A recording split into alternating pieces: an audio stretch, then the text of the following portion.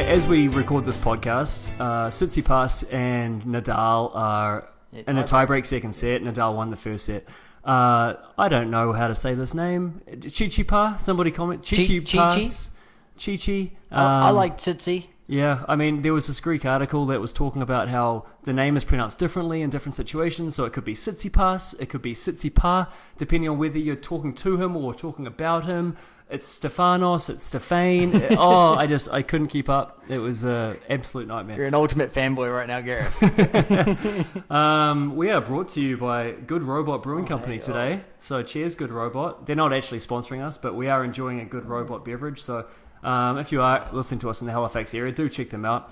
If you have a celiac or gluten-free wife like myself, it is the best place to go because all the beers are at least gluten reduced, really, or all the way down to no gluten at all. So tasty. This is the Infinite Saturday, and the logo of the beer is the Smashing Pumpkins album from the 90s, the Melancholy and the Infinite Sadness, and they changed it to Infinite Saturday. So well done. There's a little bit of trivia there for you kids who don't know what Smashing Pumpkins is. Who can go to Good Robot. Yeah.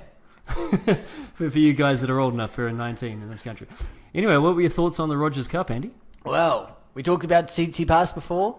What about Kakanov making some moves? Man, you know, he's doing well. You called it. I think prior to Wimbledon, he's going to go through and play well for the remainder of his career, we believe. You know, and this cemented me semi-finals, hard court, Masters 1000 event. Here we go. You know? Yeah, and we'll get into some UTR players to watch a little bit later on. But since you brought him up, Kachanov, his world ranking right now is 38. Jeez. His UTR is 16. That's amazing. He's right there, He's man. right there. And right there. Semi-finals of 1000, if you're consistently going to be around there, that shows. Absolutely. You know, top 10 quality. Yeah. Yeah. How do you think the Canadian players performed? Yeah, I think we called that most of them might make second or third round. Yep. I was pleasantly Which we were surprised. absolutely right about. Yeah, surprising. Better than normal picks, we'll say that. Well, I was impressed that 4 out of the 5 players got through the first round. Yep. I thought that was a good showing. It was. And then also Felix was so close to getting through Medvedev, 7-6 in the third. And Shapo did well to get through Fanini, who's been playing very well, who we've been talking about, but then had a hiccup against, who did he lose to? Haas, that's right.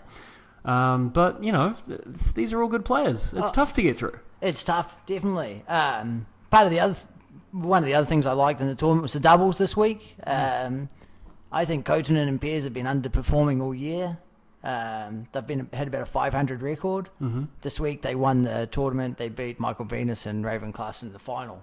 Another Kiwi boy gets to the final. I think it's great for him as well. Mike's defending points next week, like big points, semi-finals. So to get to a semi-final of 1000's big, doesn't have to really worry as much about defending points next week. So good on him. Absolutely. Yeah. Can we say one other thing? Yes. There was 3 lucky losers this week. Mm-hmm. Some of them understandable, some of them I don't really get. If you're going to pull out of an event early enough, do it before qualifying. Right.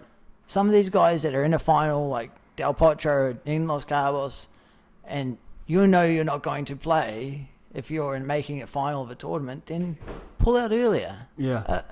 Or don't play the previous week. Did Delpo actually travel to Canada? I don't know. I don't believe he played there. No, because I mean, if he didn't even bother getting on the plane, then it's. I don't know. I mean, you just open up a spot, but it's a tough one. Yeah, it's a shame, especially for those guys that I believe top 5 in the world. Those 1000 events should be priority. Yeah. Did you happen to see any of the Zverev Tsitsipas feud? A little bit, but do you want to tell me about it? Well, yeah. So here's what it seemed to me like. And we talked a little bit about the Instagram culture last week and how these young players are being thrust into the spotlight and they have a platform where they can say and do whatever they want. So people seem to be judging them quite harshly, in my opinion. But Zverev seems to have a little bit of an air of arrogance about him, which, I mean, he's 3 in the world at 21. It's hard not to be. I don't know what you can't be arrogant about there. And basically after the match, in the post-match interview, which they have to do, It's not like they can not show up to it. They get fined. They have to go to it. He was asked about how Stefanos played, and he basically said he didn't think either of them played well. Basically, a little bit of a shot at Tsitsipas. Yep. And then in Tsitsipas's post-match interview, he was asked about it. Of course, it's what's next? I personally think it's playground bullshit. Oh, did you hear what he said about you, bro? What are you going to do? What are you going to do about it? Are you going to go talk to him now? But he basically said, "What are you doing?" Zverev said you didn't play very well, and Tsitsipas is like, "Well, that's his opinion. I thought I played a pretty smart match, and I lost to him a few weeks ago, and now I came out and I had a game plan and I stuck to it, and it proved to work pretty well." I thought that was a pretty mature answer for a 19-year-old. Yeah, very mature. At 19, I would have been like, that bitch, yeah, what? Snap back. Yeah. So, yeah, I don't know. I mean, it was... What do you think about it? Yeah. There's often in times when you play someone, you can go out there and say, I mean, it's very honest that we both didn't play well. No one often plays their best tennis, but when you get beaten, there's probably a time just to step back in your interviews. I'm not a fan of interviews either way. No. I don't think they should be compulsory. It's media fodder, really. It's so that they can write something in the paper the next day. Yeah, but, I mean, all of these guys have access. If you want to they can tweet something out if they want. We said it the other day. Instagram's there. If they want, they can tweet and make money from it as well. But yep. And then I don't think Zverev was helped by the next day. It wasn't a selfie. Somebody took the photo, but it was him and Djokovic standing in front of a private plane, saying like #Cincy, like they're on their way to Cincy. Off we go by ourselves together in the private plane. And I think and I'm pretty sure it was Kokonakis again who commented on it. He was something along the lines of, "Must be nice to be able to fly in a private jet." Well, Kokonakis, who we've mentioned a few times, but played a challenger this week, won it.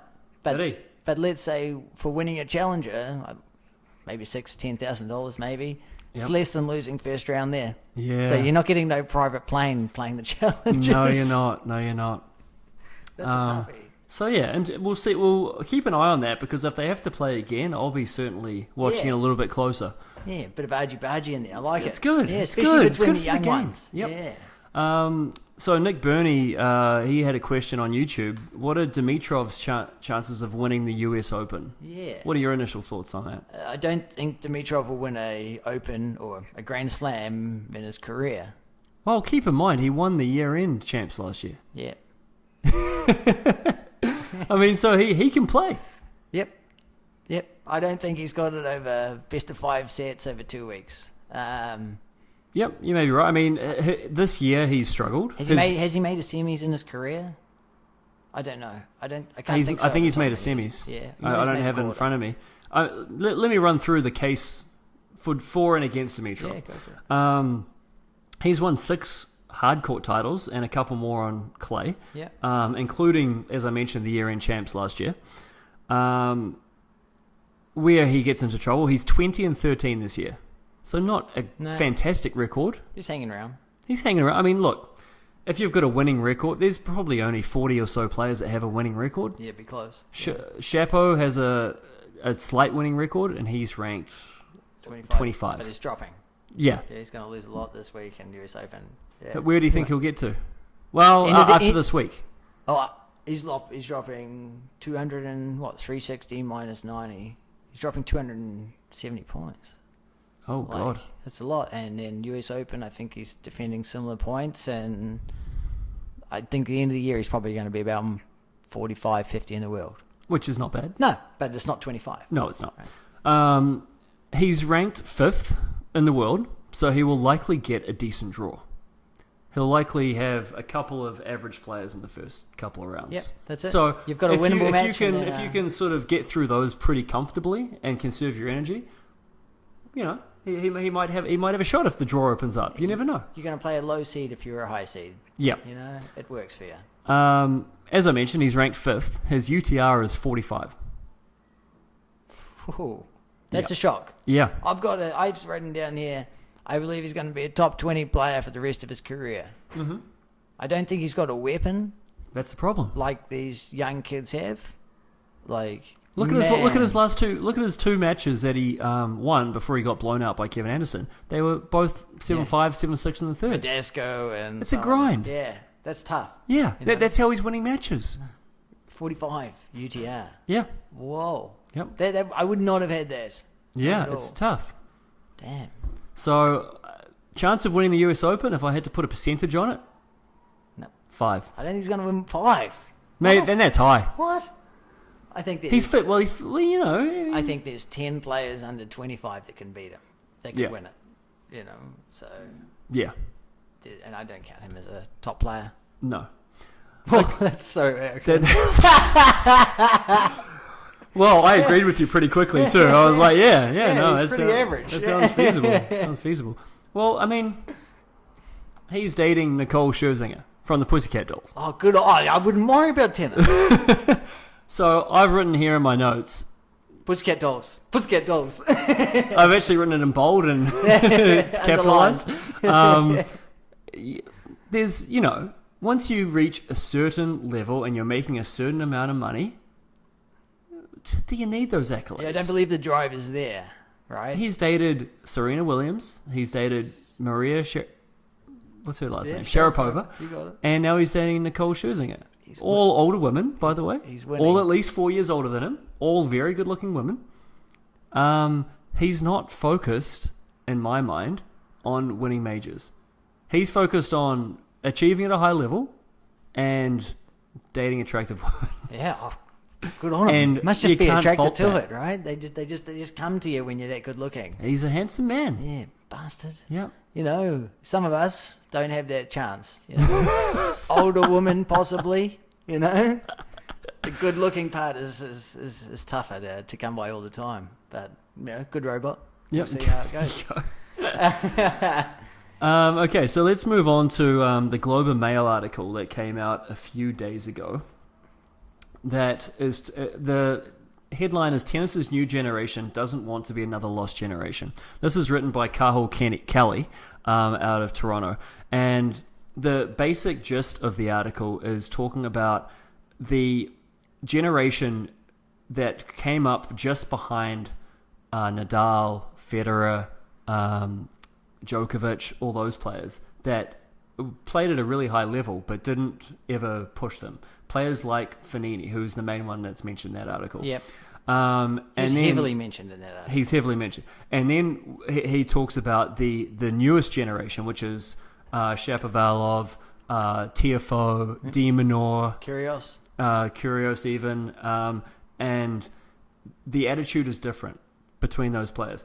The younger players coming up don't have that awe of the top players, and they have an arrogance about them. And I don't know whether that arrogance is exacerbated by social media. I believe it is. But I also think that you've got an older journalist, and I don't know how old he is, but his picture is here, and I'm guessing it's around 40 or so, that are making these judgments on these 18, 19, 20-year-old kids that I believe is unfair. Different generation of personality, right?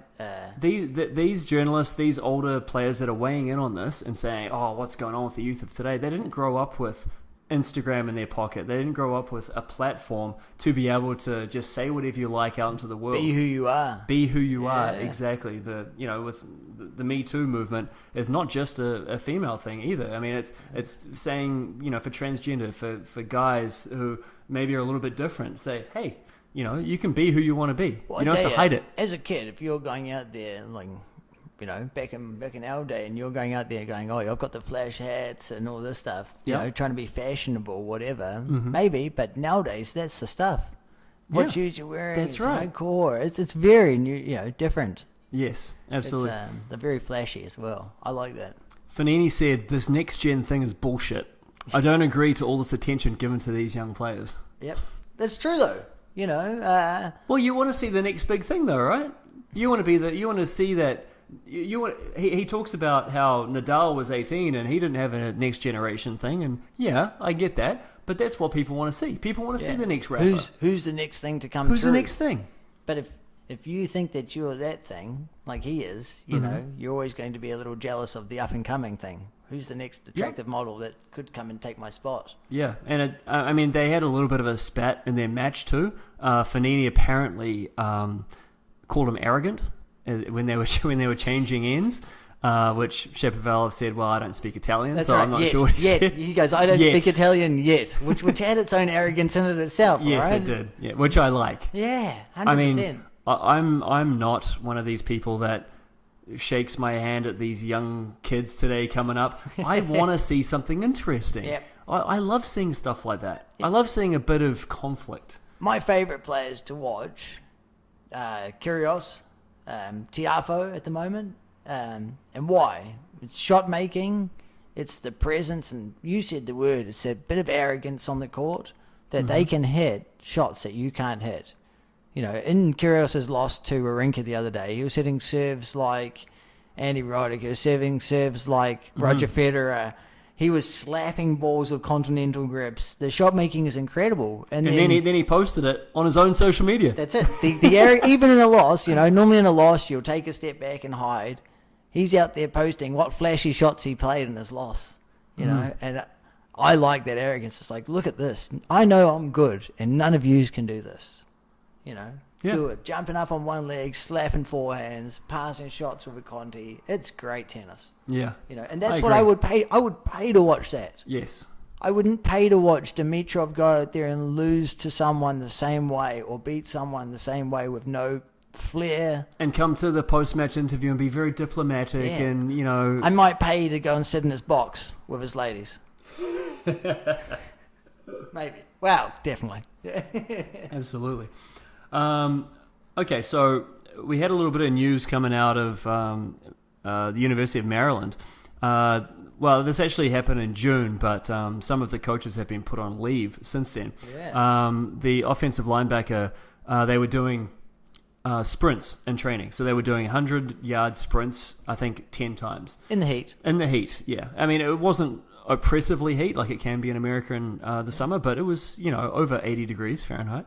So my question is, how hard can athletes be pushed when you're training them? Yeah.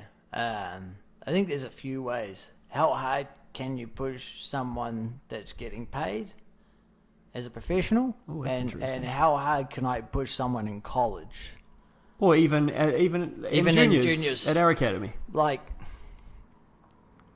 Because how often do we see in a training session kids sort of give up pretty quick? slack off or not try as... And it's like, do we just let that go and say, "Oh yeah, you know, you've had a rough day and your teacher was mad at you and yada yada yada," or do we say, "This is just a 12-minute run. Get going." What is acceptable and unacceptable? What is acceptable? And it's really tough. Yeah. You know, you said these coaches have been stood down, and there's some things in there that have been included. A lot of fear and stuff like that are in place. And that's intimidation. troubling. Yes, if you've got a culture of that, it's very tough. Now, I don't know football. I know watching football. I don't know the culture of football. Is that in the culture of football? Is that in the culture of football 20 years ago? And we're talking about the same thing with tennis players, where that was the culture then and this is the culture now? Perhaps. I don't know. You know, there's a lot of NFL, NBA players especially that are coming out with... saying that they've been struggling with mental illnesses and depression. Yes. Um, Which could be a result of head knocks and yeah, whatnot. but, you know, how would they react if they had the coach of 20 years ago that was yelling at them and pushing them like that? You know, Right. and I believe that could have happened here. You know, is the kid obviously a big person? He died with heat exhaustion.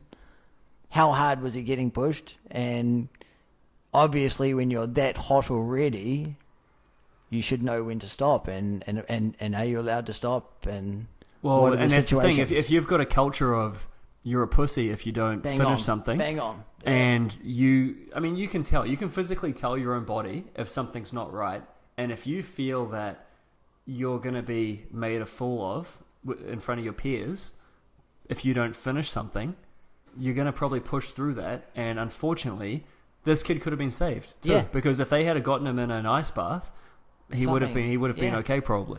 But you know, it's that mentality of tough it out. It's tough. Do you feel as though It the depends. way we train now is different from how you trained as a teenager? Depends. Yeah, on the level of who. Yeah. intensity is one thing that lifts training. You can work hard and whatever for a couple of hours, or you can be super intense and knock stuff out in an hour, depending on how focused and intense you can be. Intensity changes a lot. These guys that go out there and say, I played 8 hours of tennis today, I'm laughing at.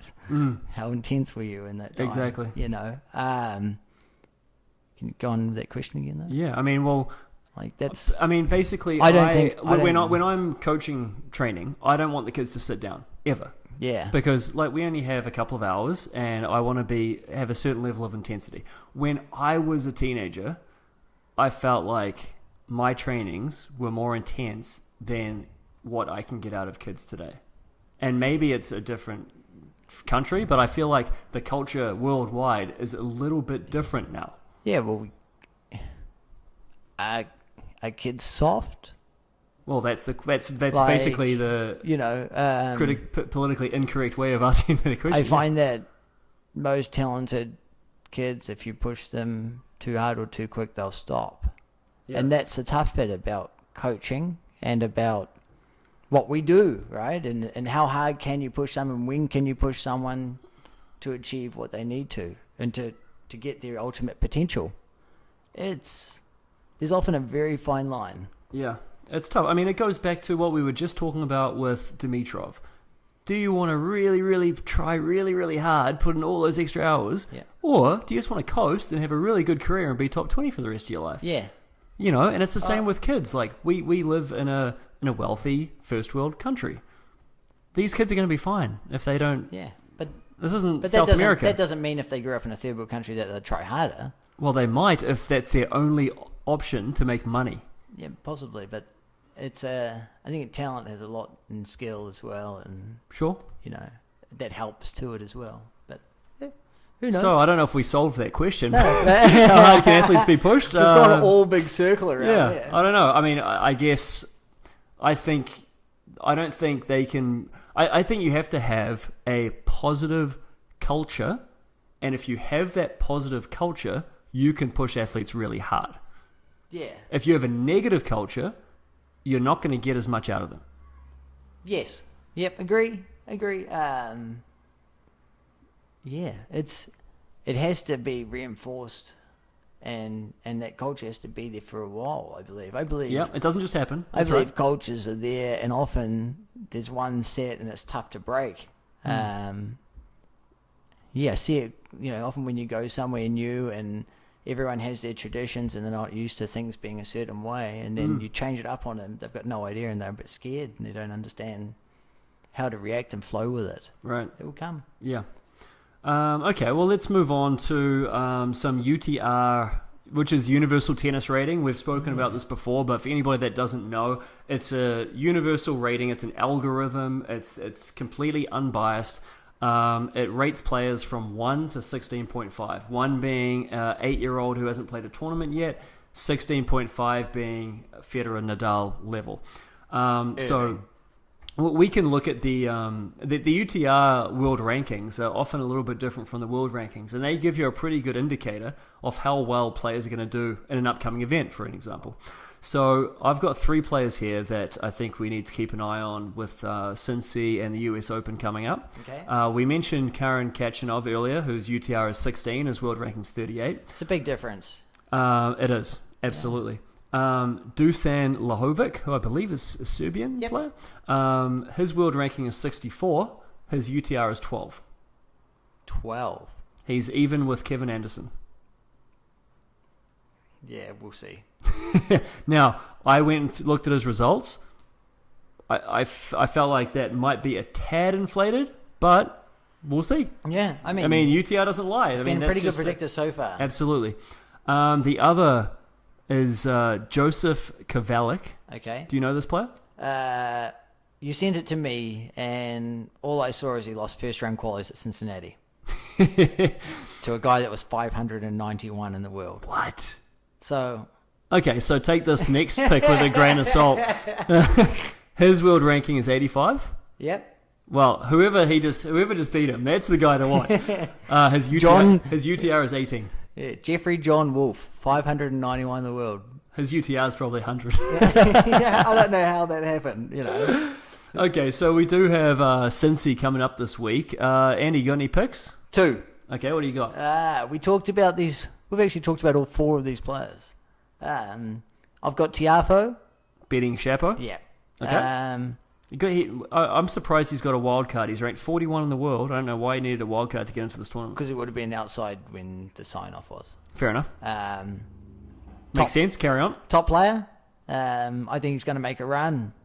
He's already done it so far when he beat Raonic last week. Who, sorry? Tiafo. Yep. I think he's coming out. Watch out. Shot making. He doesn't have. ability. I will say he's got a pretty tough draw. So if he does get through, he's the real freaking deal. Yeah, I think he's. Let's see what he can do. Let's see what the kid can do. Big serve, big slappy forehand. I think he's a Strong player. Yeah, big talent. Yeah.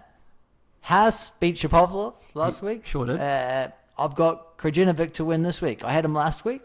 I'm going with him again this week to beat Haas. So if he loses, you've got to get off his train. Double down. Yeah, double down. Do the Trump. If you don't win week 1, you double down till you get your money back. I am. I'm doubling. That's my plan. So Absolutely. We'll see how it goes. Those 2 are my picks for this week, Gareth. Those are your picks? All right. I've got one pick, and this is a bit of a cheeky pick. I think Goffin is going to beat Tsitsipas round 1. Maybe Goffin's due for a win, and that's a tough match to back up to after having to get through to the final in Toronto. Wonder if he has to fly out after that, straight down to Cincy. I don't know when that match is scheduled. Hopefully they put it on Tuesday for him, but if it's tomorrow night, then he's going to really struggle. Yeah. Because it might do. It's a first-round match. First-round match, first day. That's tough. Yeah. Do you have an update on what that result is? So I was just checking. So anyway, also we've got Federer coming back next week after a little bit of a hiatus, so I'm interested to see how he's going to play. What do you think? Yeah, I think it's always good to see a goat out there in action. Yeah. A goat or the goat? The goat. Oh, yeah. Well, a goat. We did a whole episode on this. I'm into seeing a goat, maybe a couple sheep. But we did a whole episode on this. The first episode we did, we talked about how there probably isn't a goat. Well, yeah, anyway, he's there. Yeah. Okay, so that'll be interesting. We'll be back next week to review Cincy and see how Federer went. Do find us on iTunes, Stitcher, YouTube. If you want us to discuss a certain topic, please reach out. YouTube, Instagram, and Twitter. We are 2 Guys Talk Tennis. Thank you, Good Robot, for the beers this week. This is a tasty drop. I'm enjoying it. Cincy got there over Nadal. Oh, sorry, Nadal got there over Cincy. Nadal had a big win. Okay. If you do like what we do, please subscribe, rate, and share. You got to tell a friend. Let them know. Tell them what we're doing. Hey, yo. All right. Catch you next week.